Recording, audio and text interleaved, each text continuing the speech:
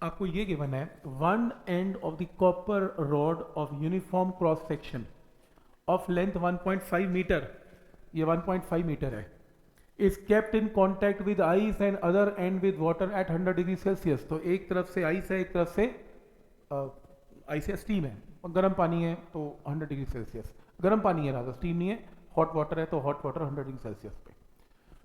तो मुझे ये बात तो समझ में आती है, हीट ट्रेवल करेगी 100 से 0 की तरफ, heat will move from a higher temperature to a lower temperature, rod के अंदर से पेनिट्रेट करती हुई आ जाएगी। वो कह रहे हैं कि at what point along its length should a temperature of 200 degree Celsius भी मेंटेन। तो मैं इसकी लेंथ के अक्रॉस 200 डिग्री सेल्सियस मेंटेन करना चाहता हूं, बताओ कहां मेंटेन करूं, कहां का मतलब x निकालना है, और अगर ये x है तो 1.5 माइनस एक्स है, तो x बताओ मैं कहां मेंटेन करूं, so that mass of ice melted be equal to that of steam produced in the same interval of time।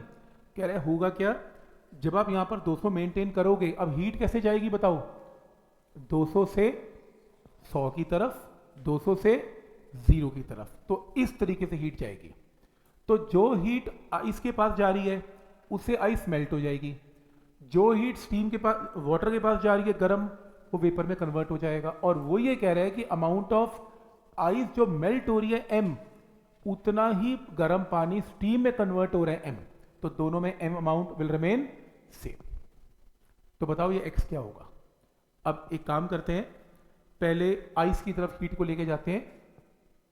Ice की तरफ हीट कितनी गई, के ए, टेम्परेचर डिफरेंस कितना होगा 200 माइनस 0, और डिस्टेंस ट्रेवल कितना है x, है ना, तो आइस की तरफ डिस्टेंस कितना है x, तो इक्वल टू क्या ml, तो m into latent heat of ice, क्योंकि आइस मेल्ट हो रही है तो लेटेंट हीट ऑफ फ्यूजन। उसी तरीके से जो हीट 200 से 100 की तरफ जा रही है तो कितनी हीट जा रही है, के ए, टेम्परेचर डिफरेंस 200 माइनस 100, और डिस्टेंस ट्रेवल कितना है 1.5 minus x, is equal to गर्म पानी स्टीम में कन्वर्ट हो रहा है, Q is equal to ml, ml का मतलब है लेटेंट हीट ऑफ वेपराइजेशन। इन दोनों को डिवाइड कर लो, डिवाइड करके के से के, एरिया से एरिया, सब कैंसिल, सिर्फ ये बच गया।